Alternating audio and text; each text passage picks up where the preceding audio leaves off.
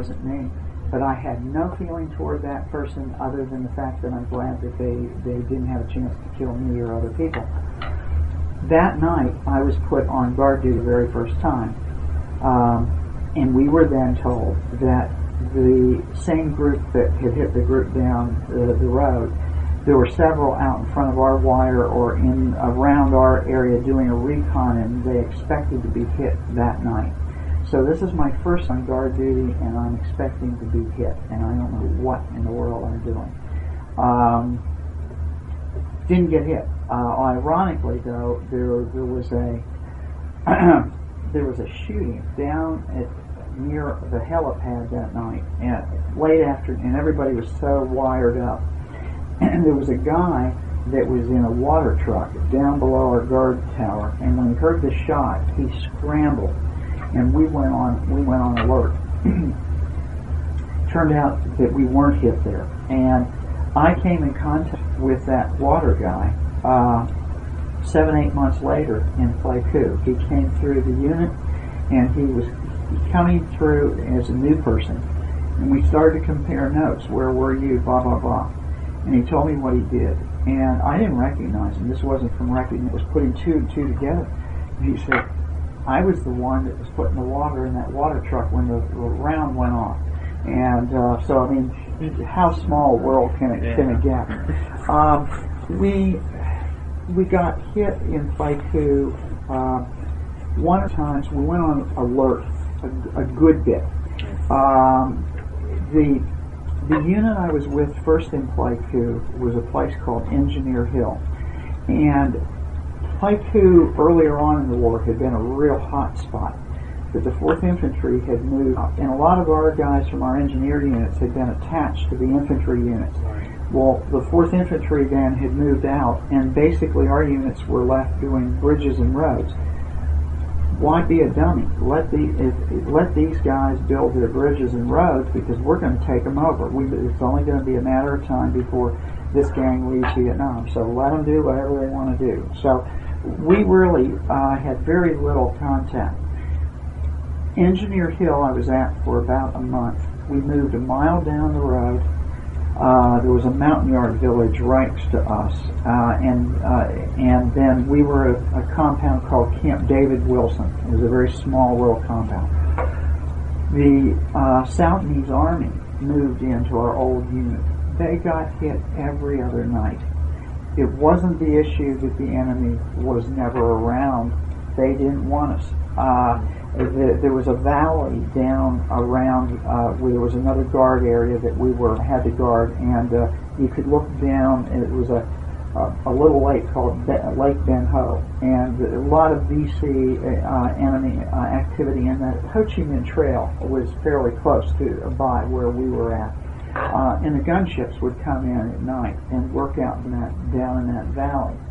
So the enemy was still around. They just were choosing not to be involved with us. So I was very fortunate about that. So they were just playing the waiting game, knowing that the U.S. was going to pull out. Yes, and there really were not. There was there was a very large artillery base right next to us, or at a crossroads next to us, that would work out a good bit. But as far as, and there was a major helicopter pad in Camp Holloway, was down the road, and sometimes they would get probed. But during that period of time that I was in Pleiku, it was relatively quiet. So I was very fortunate in regard to enemy activity. You all were, I think I looked on the internet about I saw pictures of Engineer Hill. Wasn't that when your counteroffensive was going on pretty much? Yes, in fact, in Cambodia. In fact, when I got to Engineer Hill, there was a captured Russian small troop carrier that was on our that some of the gang had brought back. When I got to Vietnam, the Cambodian invasion, the official Cambodian invasion, happened right after I started on leave, and that's what triggered all of these really massive demonstrations. We were being told that we were pulling out and we would not go into Cambodia, although the reality is we've been in Cambodia for years, but it wasn't quote quote official. So yes, that was taking place. Now, once again in 71, the rumor was that we were going to have another major, as you know, Tet happens every year. It's the Vietnamese New Year. A lot of times people refer to Tet 68 and think it was the only Tet. There were Tets every year. But in 71, the big rumor was, because we were so under strength, we were starting to pull back, that we were going to get clobbered. And so that was part of what we were waiting to have happen. It never materialized. Tet of 71 never materialized because we would have been in severe trouble because we just didn't have the troop strength. Troop strength had reduced such to a point that the compound I was on, you had 8 guard towers. You had the 4 perimeters and you had the 4 in between. So that people didn't have to do guard duty every night. We only guarded the 4 corners. The rest of that area was totally wide open. So people could have had us whenever they chose to have us. One assignment, we had to go, they would take us from the compound we were in, I don't know how many miles it was, 4 or 5 miles, the other side of Play 2, and guarded a deserted rock quarry. I didn't even know it was a rock quarry at the time, but that's what it was. But there was a lot of machinery and stuff out there, and we would have to go out at night and set up guard out through there. And that probably was about the scariest part because you were out there by yourself. And but as far as any real action, I didn't see it. And I was very fortunate about that, so I haven't had to deal with that part of it.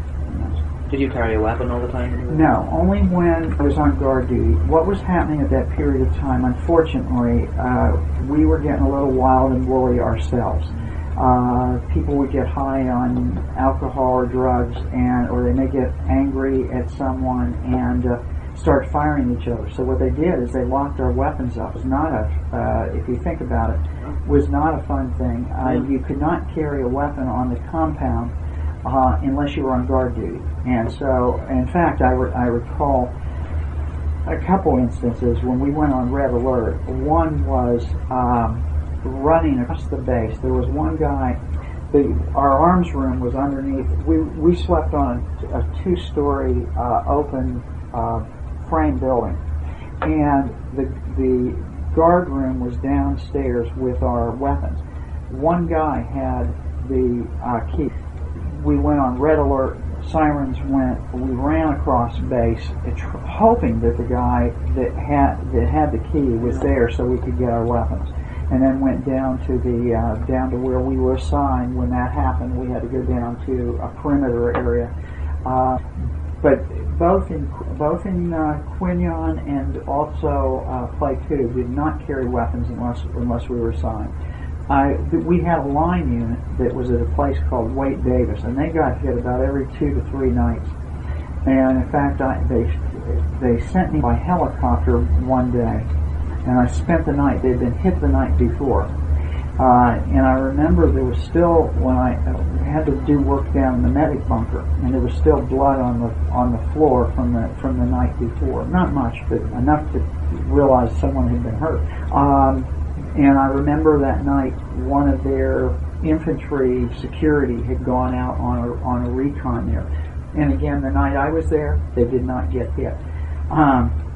Closer to the end of my tour, a regular Army tour, it was 12 months. I can't remember if it was about February. They started giving month drops. And I thought about it, and if I had taken the month drop, I left for Vietnam the end of May, I would have come back the end of May. Margie was getting ready to graduate the end of May, and so that would have worked out well because she would have been out of school. But again, I'll talk a little bit later, relate how this has impacted the relationship. In February, they came down with a month drop, and I said, no. If I have the option, I'm not going to take the drop because it's more convenient for me to come home, and things weren't too bad. But then rumors were that we were going to be moving out to this line unit, and I remember one of my friends had come in got a Purple Heart. He was sitting in a desk area and shrapnel came through. So you can get Purple Hearts any place. And I remember him coming in, and the report that he was working on was shredded. He said, if you want to do this, and you can do it, but it was all full of holes from the metal pieces that had come in. And as I said, he ended up with a Purple Heart with a wound to his arm. Not major, but it was a wound. That day I decided, do you know what? I don't care about this month getting home. I'm coming home early. And so, or I'm taking the drop. So I shared with my folks that I was coming. Did not share with Margie. So she did not know that I was coming a month early. So that's pretty much it as far as the tour of duty. There were sometimes I was off base. We had to go and pick something up, a report or something. I had to fly one time from Pleiku down to Quinyon, which was ironic, and that was scary in that they had gone to a curfew and my plane was late, and I still had some friends that were down in Quinyon. They couldn't come down to get me, and so I was put in a small transit barracks, and at that point I carried a 45 with me, and they had other guys. We were all thrown together, and these other guys had weapons too. You didn't know them, and you didn't know anything really about the transit area other than you were in a small barracks. You knew nothing about perimeters. You knew nothing about the gang that was in there with you. I had several instances like that were I'd prefer not to have had, but all in all, it wasn't bad. Other than being in a place I truly didn't want to be. You mentioned drug usage was pretty high. Do you believe that was what Nixon's policy of Vietnamization, decreasing our troops, and then our troops there was just like, why are we fighting this war if we're not here to win it? I think truly any drug use that took place was as a direct result of what was happening in our culture. Just went over to Vietnam with us. Any civil rights issues that were going on in this country during this time, they went with us. We carried it over there with us. Certainly, the policy you're alluding to about, how long are we going to be here, and should we really be here? It wasn't like when troops were sent in the beginning part of the war, where there seemed to be a very clear mission about Vietnamization and that we should be there, and the domino theory. That was not playing itself out. People were going, they were doing their duty, but they were trying to get home. Do you remember any specific incidents where there was this kind of tension, either racial or through drug use, anything like that?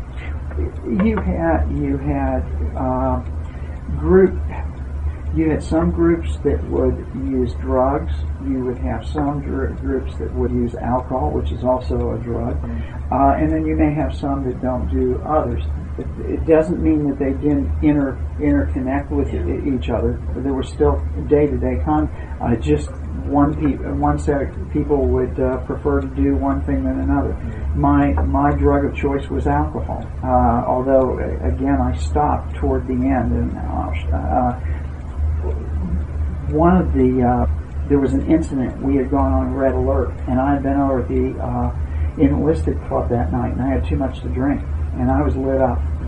We went on red alert, and I wasn't with it, and I'm there in my boxer shorts, and we had what we call cement sandals that made out of rubber tires, and I went out on the second step and flew off the balcony, just busted my tail, and the war's still going on, okay? And I swore at that point, there's never going to be a time again where I'm not going to be in control. And there were very few times for the rest of the tour that I drank anything, because I didn't want to ever be in that situation again. Yeah. But yes, there was drug use, there was alcohol use, just like there was what was going on over here. Strict were the attempts to clamp down on that kind of thing? Was it a permissive culture?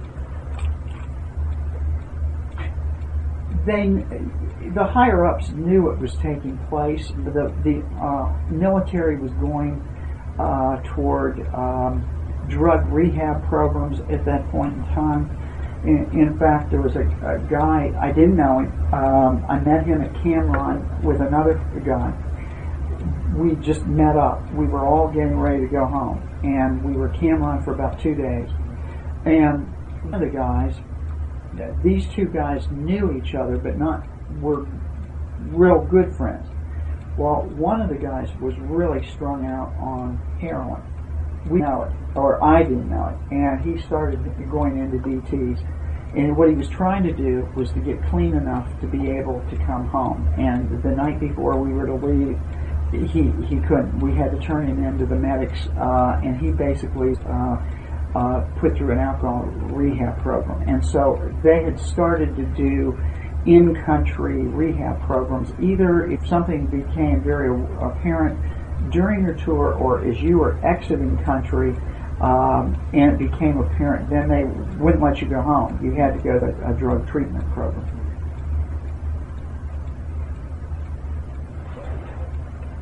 What are your most vivid memories of being in Vietnam?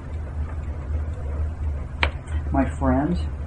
I had good friends, and they're still good friends today. Although for many I had no contact with them because I didn't want to connect with Vietnam. The countryside is beautiful. I had a chance to see two areas a little bit. Quin Yon is down at the coast, and Pleiku is in the Central Highlands. Where I was in the Central Highlands looks a lot like East Tennessee. In fact, I don't know if either of you have been over to Maribel's campus. Yes. But if you look out back side of the campus, where you overlook the Smokies, and that's what our compound looked like. It looked like the back of Maribel's campus, overlooking the Smokies, except it was the Central Highlands. The terrain looked a lot. In fact, a lot of times I thought, this is the Smokies. It backfired, though, when I came back, because it then looked like where I had been. How poor the country was, and I think again the troops were we were all just trying to get through it. There wasn't a whole lot of philosophical, yes, we should be here, or no. It was, we're going to put our time in, and we're going to hopefully go home and nothing bad happen. And we're going to put this all behind us. Did you have much contact with the Vietnamese people? We had, no. Other than we had the Army hired civilians to do chores around the compound. And several of them cleaned up our building, polished our boots. We always had to have spit shine or polished boots and clean fatigues. We didn't do that. These civilians cleaned it. We also had several women that came from the Mountain Yard Village, and what a neat people they are. They very and you don't get to, because of it's kind of like the Native Americans. Even to smile, for the women to smile and to show their teeth, they were very shy. They kind of put their hand up over their mouth. We had others that worked in the mess area and around. So that was my main contact with the Vietnamese. I went to Pleiku was off limits, with the exception of 1 week. Unless you had a specific job to do in downtown Pleiku, you weren't to be down there. In 1 week, they opened it up, and I'm going down with a couple of the guys, and I remember an older woman came up, and I had my watch on, and she grabbed me by the wrist, and she was trying to yank my watch off my arm. And I'm trying to remember, there may have been one or two of the guys with me, and they were just kind of watching, and I didn't want to hurt her, and I remember trying to shake her off my arm, and I finally was able to do it, so I didn't have to hit her. And I remember going into one of the bars, and at that time, two things. I didn't want to spend my money, and secondly, I wasn't drinking hardly anything at that point anymore, because I wanted to be aware of what was going on. And I remember sitting down with some of my friends with a couple of bar girls, and but that's really the only contact. Yeah. Did you ever make it down to Saigon at all? No, other than I want to say the Central Highlands. Pleiku. Someone asked me this the other day. Quin Yon was about midway up the coast, and Central Highlands were higher up the coast. And the only time I was in Saigon was when I flew into the country, and I came through the 90th replacement, but did not have any involvement with downtown, that sort of thing. Did you go on any R&R or see any USO shows or anything like that? R&R, Marty and I had planned on meeting in Hawaii, even though we were just engaged. And I guess, I don't know how many months into the tour, maybe 3, she started talking that this wouldn't be a good idea, that her parents wouldn't let her probably do it. So at that point, I had been in country long enough to see that the gang that went on R&R, it seemed to do more harm for them than good. It got you unnumbed. And so I decided not to go on an R&R out of country. My dad had a assistant mentor who was Australian, who, when I was on leave to go to Vietnam, he lived in the outback. And he said, I'm going back to Australia in another couple months. If you get an R&R, you've got a place to come. We'll give you. And so it was tempting when she not to go to Hawaii. But again, I didn't want to get unnumbed. And then I chose to go to an in-country R&R at China Beach. And that's right around the time I chose to, I'd already made the decision I was going to do the in-country R&R, and then I chose to take the drop. So I ended up not taking any R&R. And my philosophy was, I'm numb. If I can just shut this off, as if you just put in the days, it's marking a calendar. So I opted not to. I know, hindsight, I'd love to have gone to Australia. I would have loved to have seen Australia. Yeah. But I chose not to do it. But that was your survival mechanism at the time, was just this numbing. Just to shut it off, yeah. How did... You mentioned you had friends out there. A lot of the time you hear that friends are sometimes hard to come by because of the constant rotation and everything. How was unit cohesion there? And I worked in a small group of guys, probably 10, 15 of us, that were clumped together. We lived together, we worked together. They switched us rooms, there were 2 to a room, about every 6 weeks, so we wouldn't kill each other. It basically was changing roommates. There are some guys that I don't know as well because, again, we had the different rotation. But for some reason, March through May, there was a lot of us that had come during that period. So we lost a few early on when I was there, and then a couple in between. The bulk of us kind of pretty much stayed together for almost, 8, 9 months. We weren't afraid that we were going to die on a daily basis. So it's not like I'm not going to get close to you because you're going to be gone. So we did make friends, and we knew about each other's families, and we were on guard duty at night together. So you had time to get to know each other. And how were camp conditions? Did you have hot showers, hot meals regularly, things like that? Hot showers is they had a big open, like a tank, and water was pumped into it, and that was and there was no top on it. Right. So the hot water was virtually whatever the sun did during the day. Food we ate at a regular mess hall. It wasn't that bad. It wasn't great, but it wasn't that bad. So we could take a shower. We had it a lot better than a lot of folks.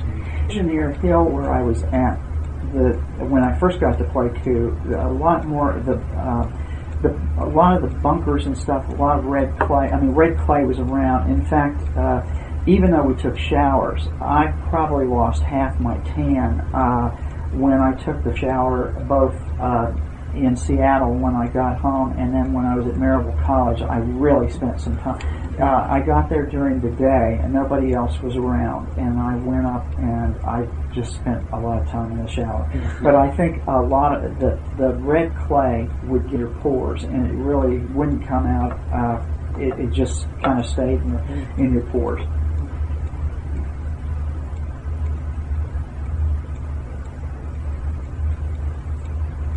How much downtime would you have? In terms of, you mentioned going to the bar, things like that. What would be your day-to-day routine? I think we got up like at 6:30. We grabbed chow. I think we reported to work about 8. Unless we had to work over, it usually was until 5 or 6. If we had Gardy, we got off our regular job, and then we were put on guard duty for 12 hours. And then when your guard duty was over at 6 in the morning, you went and took a shower and you came back to work. If in the evenings, if you weren't on guard duty, and I want to say we pulled guard about every 2 to 3 nights, from what I remember, because again we were starting to get lower and lower. You could go over to the EM club. You asked me about those shows. There was one that came to the compound, and it was a country singer by the name of Roy Acuff, and I think Junior Samples came. And I never knew we had so many Southern boys. They started singing Rocky Top. The place erupted. And I was going to certainly join in with my Tennessee connection. But yeah, Roy Acuff, who was a pioneer with country music and the Grand Ole Opry, came. We might get a small touring Filipino group that might come to the compound once a month. The EM club was just this wooden shack and would have a small little table and a couple of folding chairs, and that was the EM club. And again, I might, when I had stopped drinking at that point, I might still go over with the guys and hang out with them, but I just was drinking Coke or something like that. Sometimes we had a small little base library. Oh boy, maybe twice as big as this room, but it had some magazines and stuff, so you could go in and you could sit. So you could do that in the evening. It wasn't anything luxurious, but it certainly wasn't anything like a lot of the gang. Well, see, it took 7 people to put one person out in the field. Yeah. So, when you start looking at this, a lot of the people spent their time like me. Now, I was with a combat engineer unit in a support role. We had a lot of combat engineers that were out doing this construction stuff during the day, and usually they would do a gig and then they would be also back in at night. It was very rare that they would spend the night out as well. But if you think of a lot of us, there were 2.5 million of us that spent time in Vietnam. But a lot of us had the support roles. Now, even if you had the support role, if I had been in Play 2 the year earlier, it would have been a whole lot different situation because it was a lot hot. It was hotter the year before I got there. My timing was good. It just ended up being that the timing was good. Do you feel like the movies, such like Platoon, Apocalypse Now, the movies about Vietnam, do you think they portray a good view of Vietnam? Or? It's bits and pieces. I saw the Green Beret, as you had asked. There was a Boys of Company C that came out the first time I lived in Greenville, about 77, 78, and it was kind of bizarre. The Deer Hunter came out. In fact, I had just moved to upstate New York, and it came to the movie theater on April the 1st. And the reason I remember it was the largest snowstorm we had of the whole season. I mean, it just dumped. But I wanted to go to that movie because it was being portrayed as this is the Vietnam movie to see. And I wanted to see how we were portrayed. I had a devil of a time getting home from the movie theater that night. I was only 2 miles away, but I really had a hard time. Again, in all of those movies, there were bits and pieces of it that could relate, and then other things that were rather bizarre. But some of the bizarre things had symbolic meaning to it. So there's with the motion pictures, there's none that I've seen that were totally couldn't have any bearing. But I've never seen one that also had everything correct. Have you seen We Were Soldiers? Yes. Okay. Yes. What do you think of that? A very powerful film, extremely powerful film, and we had some veterans that were familiar with that battle felt that it was pretty true. They've done truly a better job in these later years about getting it right and really caring about getting it right. It was a very powerful film.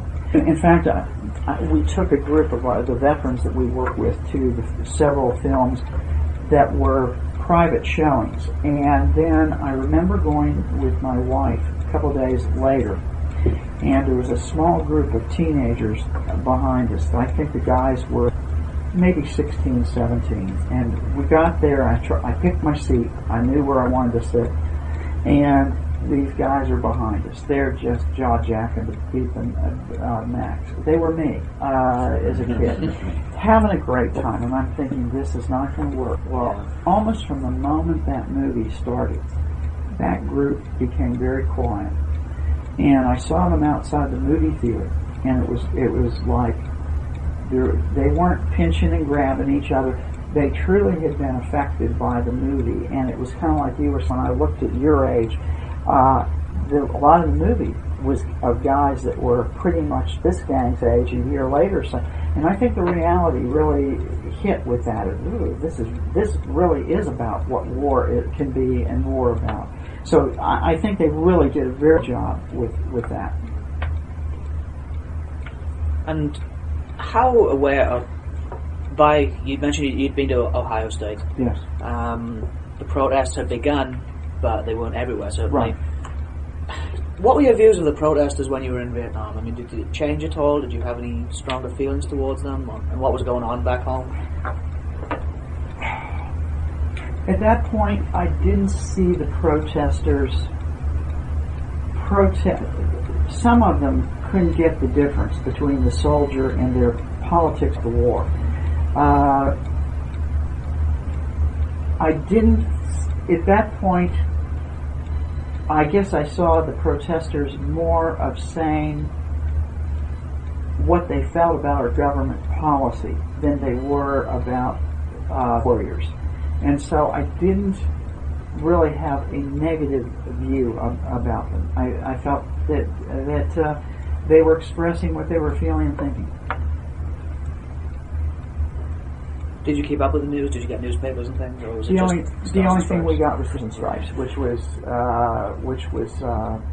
censored, or you only got. I don't think it wasn't as bad as the Good Morning Vietnam with Robin Williams censor stuff, but it's still, you read what they wanted you to read. Sanitized. Right, and we could listen to Armed Forces Radio. That was our source of music.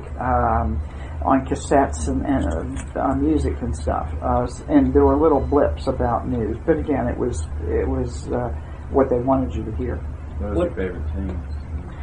It was at the '60s, and I saw the '60s stuff. Yeah. It took me home. It was a way of escaping.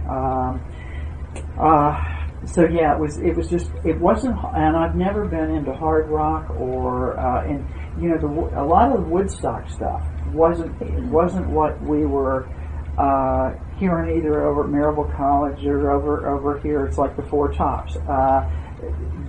So we really weren't into the hardcore rock stuff. And even over in Vietnam, it wasn't so much the hard.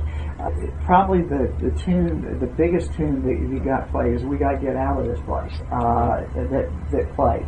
You know, I'm trying to remember if that was by the Animals. I can't remember, but or the Green Grass of Home. A lot of it had to do with. I'm trying to remember if Tom just did that one. He did, yeah. But yeah, it was a lot of it was about thinking about home. Although, as I said, you tried to kind of just shut it off. You know? Did you get any of the underground radio stations that were out there? No. If they were out there, we didn't know about it. Yeah. It was probably closer to Saigon It may have as been. well. Yeah. Yeah, you mentioned zoning yourself out in Apocalypse Now. I just had to write a paper about this.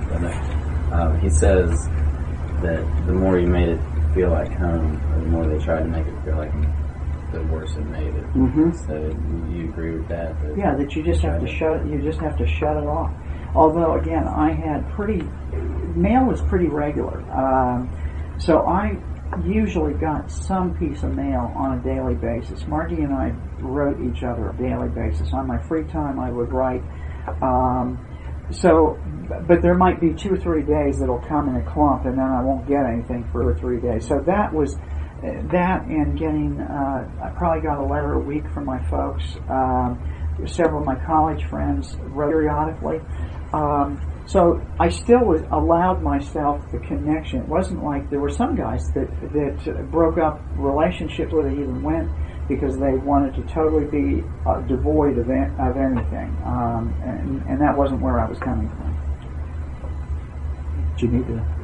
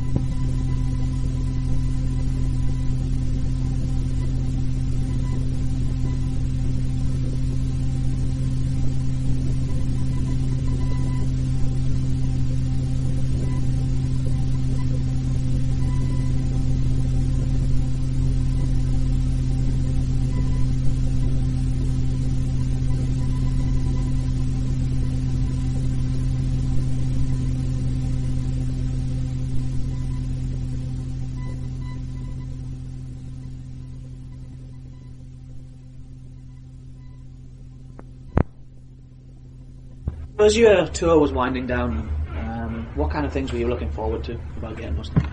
Or the things that you had missed the most? Marty, my folks, my sister, my friends. That was what I missed. And my thought process was, I'm putting all this behind me, and I'm getting on life now. I still had 14 months to go, so it wasn't like when I came home, I was going to be a civilian. I thought originally, a lot of us out of Vietnam that still had time together, or still had time, they were sending a lot of us to Fort Carson, Colorado, and I thought, geez, that'd be nice to see the mountains again. But I actually ended up coming down in orders for Germany, and I thought, well, this could be okay if Marty comes with me. But that wasn't so sure. We had been apart already almost 2 years because of the training year and the Vietnam year. Unbeknownst to me, it changed. I just didn't realize the changes. We had not really been with each other we would write and we'd see each other on leave, but we really hadn't been together on a day-to-day basis. So the concept of you're going to get engaged, and when you come back, you're going to get married immediately. We had already decided when I was in Vietnam that we weren't going to get. In fact, right when I got back, in fact, I was still, as far as I was concerned, engaged. We were. Her comment was, "We're going to be really good friends," and we ended up being very good friends.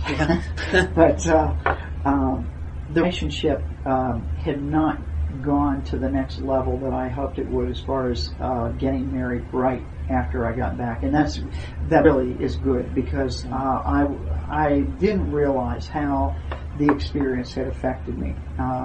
So what I was looking to was getting back and seeing what was happening with our relationship and where we could go. The hope was maybe she would go over to Germany with me, and we'd go from there. So you did come back to the States before you went to Germany? I did. I came back on the first Earth Day, May the 22nd, 1971. I had no idea it was Earth Day other than I came home. And I looked at the calendar years later and found, geez, it was Earth Day. And I flew into McCord in Seattle, Washington, treated really, really well. It's contrary to when fitted for uniforms when you first went in. They really cared. They fit us with brand new greens, made sure your unit patches and your rank and everything were on. They had even a small, what they called steakhouse there at Fort Lewis for us. As they were doing these things, you could go get a steak, and it was only for the returnees. And so that was kind of nice. One warned you not to wear a uniform or anything like that? No, and I was very fortunate, as I've talked with vets over the years. Coming in at Seattle was different than coming in at Francisco or LA. That was an entirely different arena. We flew out of the civilian airport at Seattle, and I didn't see protesters. No, I didn't get there until about 10 at night, but protesters could be there any day of the night then. It didn't matter. So I wasn't exposed to that. My flight from Seattle to Chicago to Knoxville, the Seattle stewardesses, it was a red eye. The Seattle stewardesses knew which ones of us were coming back from. They pulled us forward and knocked the seats down so we could sleep. They didn't do this for anybody else. And just a really nice gesture. The coming home part, it's still, I think for many of us and for me, there's a lot of feelings about coming back. When I came back over at Maryville, I wasn't expected. And Margie had some of my civilian clothes stashed away someplace. I got into her dorm, and she didn't know I was coming. And I got the clothes, took the shower, and one of my friends, it was a mutual girlfriend of both of ours, saw me and took me around campus. So they had made some changes, and they took me into the new athletic building, and there was a small little gym, I remember, She opened up the door, and there was a gym class going on. And the gym class stopped. And I at least felt like when I came home, I had returning Vietnam vet tattooed on my head that everybody knew. Well, I remember walking into the gym, and in college, I had kind of a loud mouth. I've toned it down a lot over the years. A lot of people knew me just because I was kind of a character. It wasn't a bad character, but folks knew me. Anyhow, the gym teacher looked over at me, and I'd never had her before. And this was a fresh gym class. Now, my wife was a resident assistant with freshmen, and apparently several of them recognized my picture. They had met me. And they said something to the gym teacher, and the gym teacher said, "You're just getting back from Vietnam, aren't you?" And I said, "Yes." And she said how proud they were. And that's the thing that struck me. It wasn't just about me. It was that not everybody was against us. And I'm trying to share that story with the gang that I work with, because it's important. It's important to know that those stewardesses did what they did. As I said, some of this stuff can still trigger things from at times, particularly the homecoming.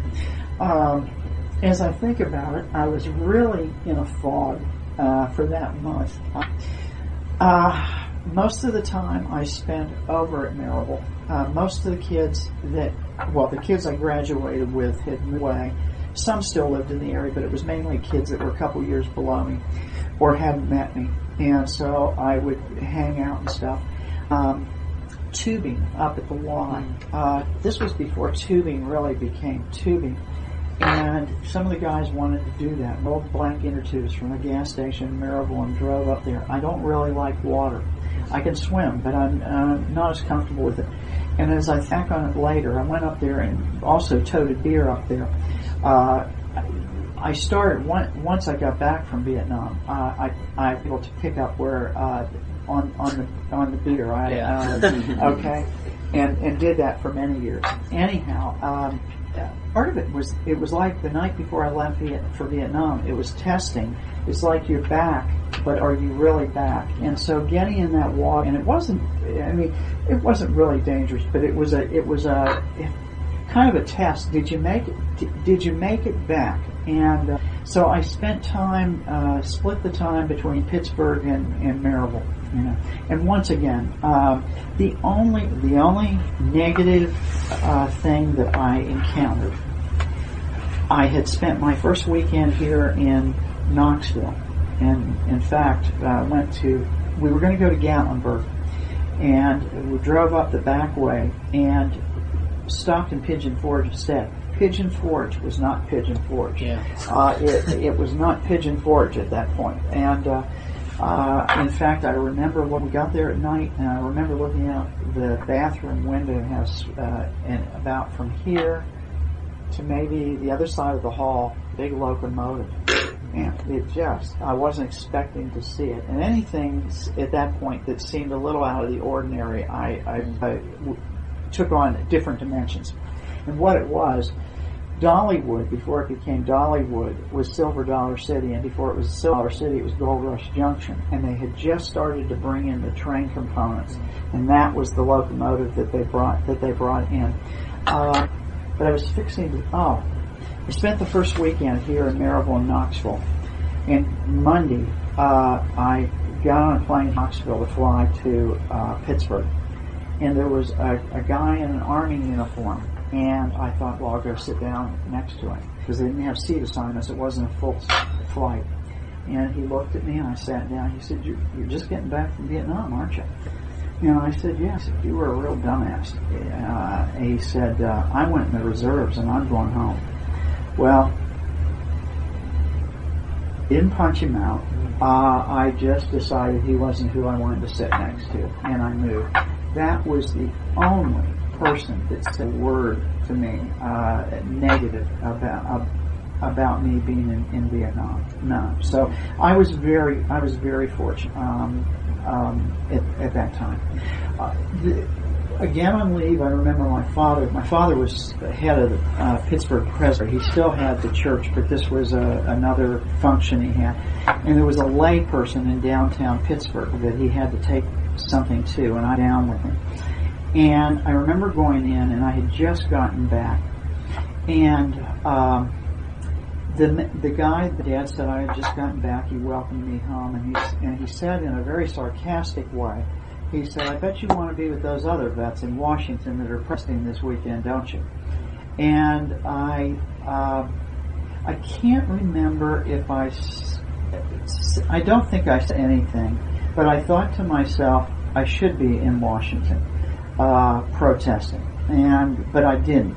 But he was saying that was the appropriate thing for him to say, and I would feel that way. But I remember thinking it, but not saying anything different. It was the Dewey Canyon. I think it was Dewey Canyon 1. It was the May '71 protests that were taking place, and I had just come back. I wasn't in it, even though I felt very strongly against our policies against war. I just am not a protester, and I felt that it took courage for them to do that, but I wasn't in any emotional state to do it myself. You know. You mentioned that you had changed. Was it difficult to reconnect with Margie, and how had you changed, and how did that manifest itself? I wasn't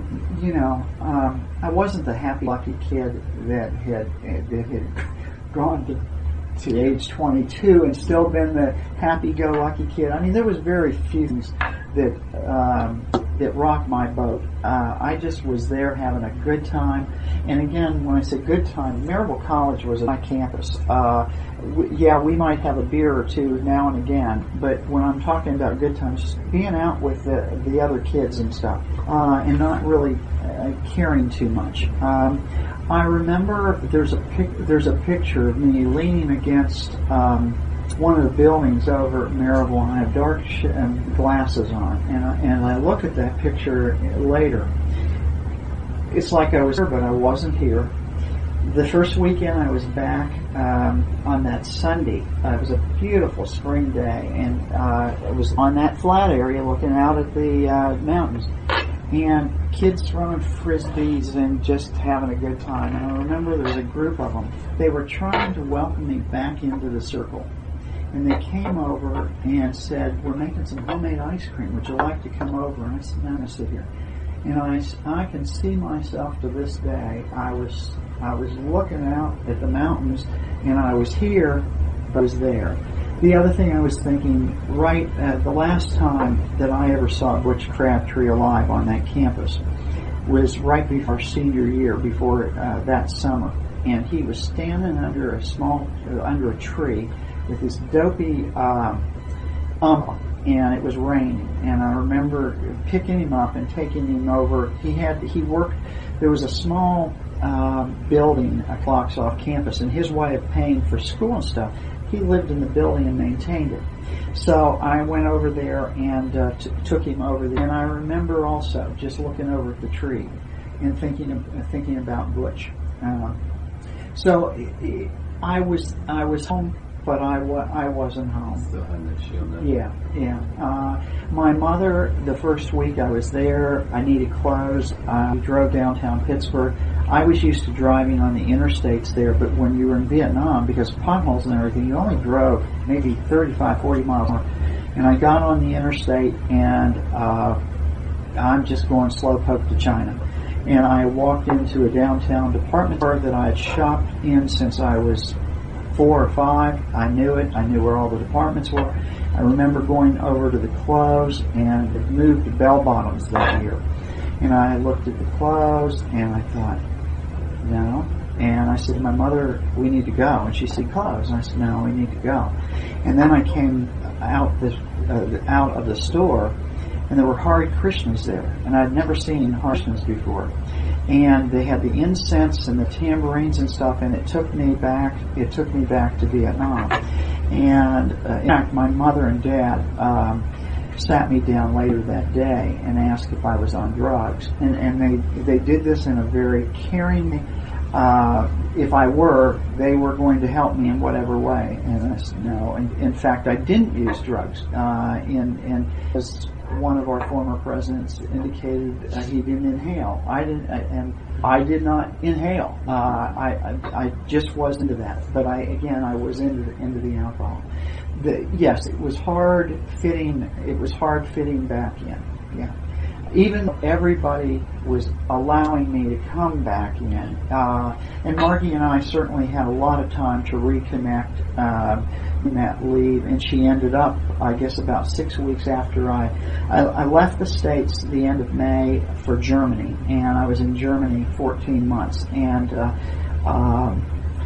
I had a great assignment, and the first assignment I was in charge of there were two companies that were blended together. It was a data processing company, and it was the first computer stuff when computers were in big tractor trailers. And but I was in the admin section, and I was put in charge of the admin office there for, I guess, about from May until November. And then in November, I was summoned to go to the headquarters of the 7th Corps Support Command for a interview. And I ended up being assigned as the congressional correspondent for all of the 7th Corps Support Command, which was a responsible position. So I really had a good duty assignment. And Margie moved over to Germany. I got there the end of May. She came the end of July, and we lived together in sin for, I guess, until December. And it took, because she was, even though she was an American, she was considered an alien, and so to do all this paperwork with the Army to get approval to get married. And so we were married on December the 10th of '71 over there in Berblingen. You also mentioned earlier one incident with your parents when you came back, about yelling at them, about why they had to stop you. Could you? Yeah. I just come home, and you know, what really, the feelings, I wasn't letting a lot of feelings out, but what did come out, and I just exploded on them. We were in my bedroom, and I had shipped some stuff home. And I was going through the boxes. I had shipped a stereo system I had gotten sight unseen. I mean, I was able to order it through the catalog. It was like Christmas in May. I'd ordered this stuff and hadn't seen it. So we were looking through it, and I just went, I just got really angry because I was still very angry about the policies about what was going on in Vietnam. And that's when I confronted them about why, as adults, they had not said anything, and the response was what probably 99% of our country would have said. We were brought up to believe what our country told us was true, and so that probably was about the only flash of anger that was there. I remember there used to be, and we used to go there supposedly for the best cheeseburgers in town. There was a place next to the old airport called the Duck Inn. They sold dry beer, but they also really had great cheeseburgers. And I remember going over there with a couple of college friends, and there were some locals there. And for some reason, there was some of the locals that took offense to one or a couple of the guys I was with and wanted to get into a fight. And I remember getting up, not to get in a fight, but I remember going over to them and I just said, look, I just got back from Nam. I don't want to hassle. Please, let's just let this go. And it had nothing to do with who I was or that I was a Vietnam. I don't think anything to do with that. And I've always been the littlest of the guys that I hung around, so it was certainly not my stature. I've been able to bulk over the years, but I didn't want to fight. I really just didn't want any hassles. So that was just part of. I was more responsible though. I had been much more serious. The happy-go-lucky kid left me forever. I've never been that, which in some ways is a really good thing because it's allowed me to do some things with my life that I wouldn't have done. And I'm certainly not the same person I would have been had I not gone in the service, both in some negative ways, but in many positive ways. So the Vietnam experience for me all in all, was what I needed to do. You know. You think you kind of grew up as part of the beginning, or do you think it was more being the experience of seeing dead bodies out in Vietnam? Well, I didn't have to. The only dead bodies I ever saw was that first 3 days. It was going through the experience, also having to live with the decision about not believing in something and yet still serving. And again, that seems like kind of a contradiction, but at the same time, it was how I believed. I didn't feel I was any better than anybody else. And if all these other people are serving, I'm supposed to be serving, and I still believe it. I still believe that way. The training, again, particularly the OCS part, really made me have to look at what I valued in life and how I felt about things that I never had to look at before. So once again, that Fort Benning experience was a very positive thing for me, and really made me start to mature. But it was Vietnam in anything I've ever done in my entire, well, certainly the things I do now, but Vietnam really shaped the rest of my life and who I am. Knowing what you know now, would you serve again? Yes. Yes, and I would go to Vietnam again. Not because I want to go to Vietnam again, but if other people were going, I would go. You grew up in a very religious household. Mm-hmm. What role did your faith play while you were over there? And did it test it in any way? Or?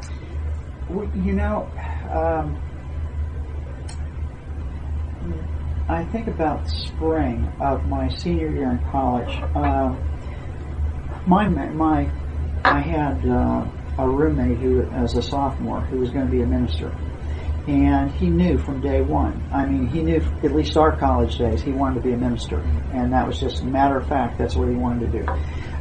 He was just as earthly as everybody else, so he was a good playmate. I guess it was about April of my senior year. I still had not signed on the dotted line yet, and my grandfather wrote me a letter, who was the United Brethren minister, and said, "Have you thought about maybe going into the ministry?" I had not thought about it. Well, I guess a week after he sent me the letter, he died. Geez, is this an omen or what? And so I'm thinking, well, maybe that's what I'm supposed to do. So I did applied to Louisville Presbyterian Seminary, and with a 2.0001, they weren't real excited about looking at my application. And so consequently, I didn't. When Vietnam, we had a great chaplain. The fellow's name, he was a Southern Baptist guy, but named Grady Sprague, who was very earthy. He had served, because this is his second tour. He'd spent his first tour with the Special Forces. He broke him in, and then he came over for us just to play. Anyhow, I thought going in the ministry as a result of my Vietnam experience. I had to do a test that the seminary, it was Bangor Seminary out in Bangor, Maine, had to do this test. Well, he sent it in. Never heard anything. I went home. I got to thinking, I had seen a lot of guys, because I helped to process all of these people in, and they'd sit down for a little bit with me. I got to know who they were, for some of them, I got to watch them the rest of the tour, and I watched the changes take place. And I thought how Vietnam had messed up all of these folks, and again, not even knowing how it had impacted the gang that really had seen the action. So I started thinking about, I wanted to work for the VA, but I knew nothing about the VA. I went and talked to my major advisor over at Marable, and it was sociology. He sent me over here to UT. I was getting ready to go to Germany. He said, "You need to go over to UT and talk with him." And I went over, and of course, I waited until a couple of days before I was to and I got over there, and they were great. They said, "Look, we'd love to have you," although they hadn't seen my grades. But I think they ruled I had changed. They said, "What you're describing you want to do isn't sociology, it's social work." He said, you know, we have a school here at UT with social work. And they gave me a phone number, and I didn't have enough time to do an interview, but they gave me information about the program. And that's when I decided, well, yeah, that's what I want to do, although I had no clue still what social workers do. And that's how I ended up. And it was some very nice person in the sociology department who said, look, what you're saying you want to do with veterans isn't what we do. It's more research stuff. It's the hands-on stuff is more the social work stuff. And that's how I got tuned into that. How'd you spend most of your time in Germany? I had regular work hours. I lived base in the small little German town. Every weekend, my wife, she had gotten an elementary degree, but she didn't want to teach right away. So she ended up working in the local food mart there on base. But every month she got a weekend off, and every month I got a 3-day weekend. And we had bought this is in 71, a 50 Volkswagen for all of $75. It was a bummer. I mean, it was a bust. However, I put 20,000 miles on there. We traveled. That's how. And how do I say this nicely? The people that were in charge of me in Germany, directly in charge,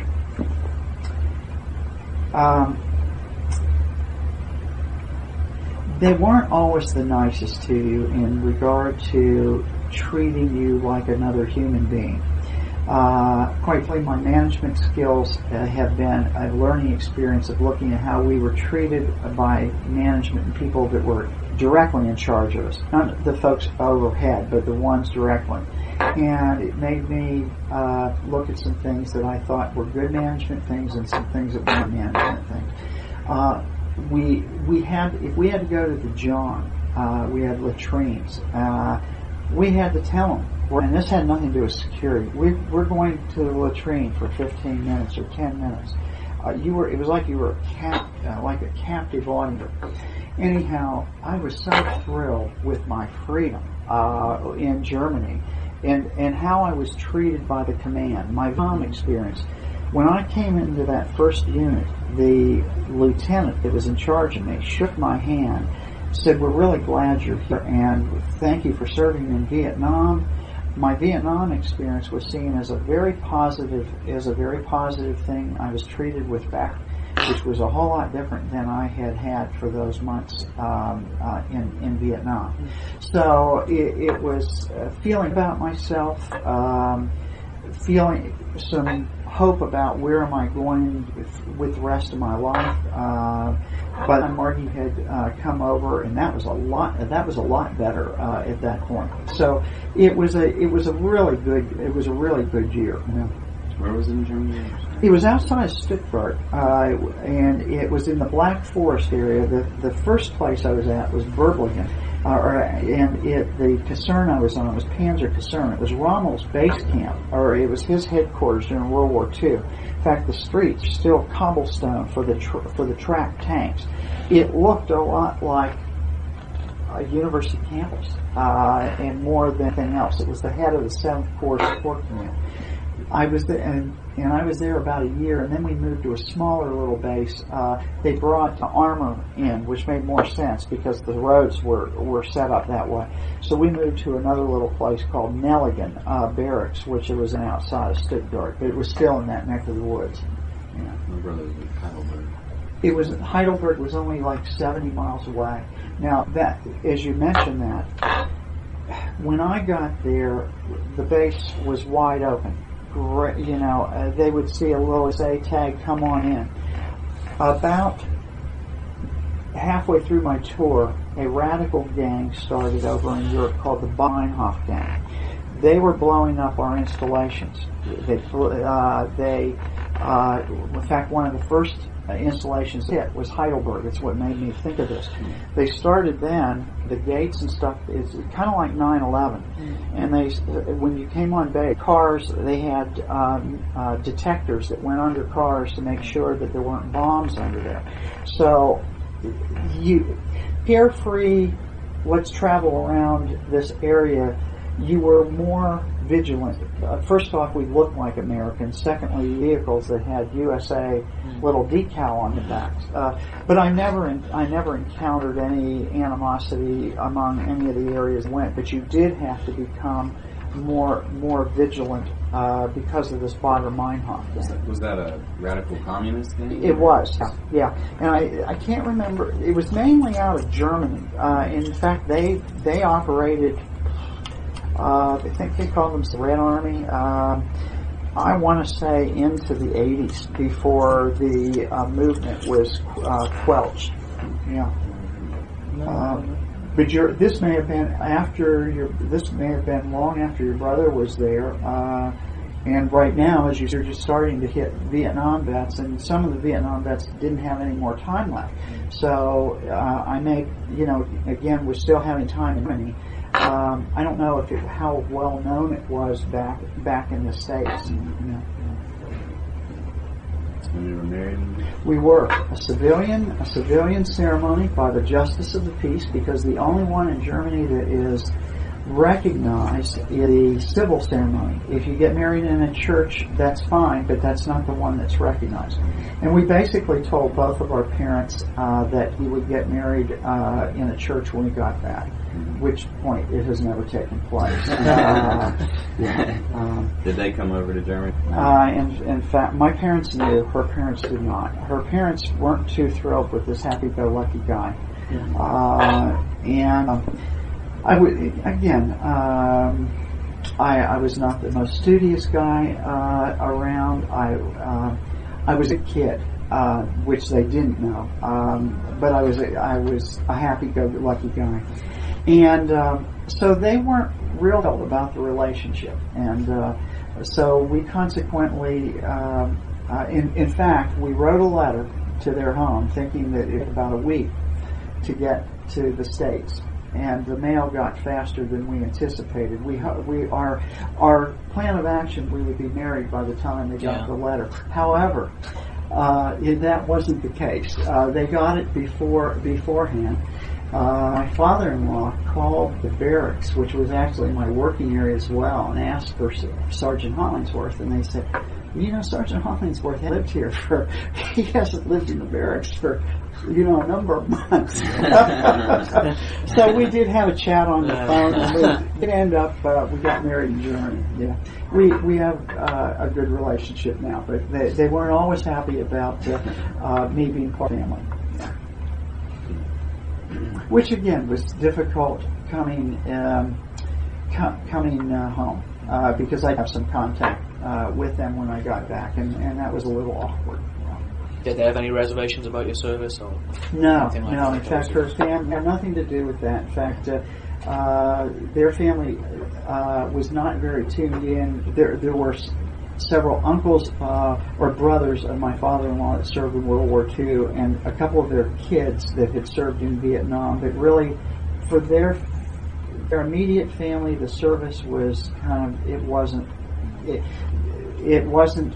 it didn't seemingly affect them, so it didn't affect them. Yeah.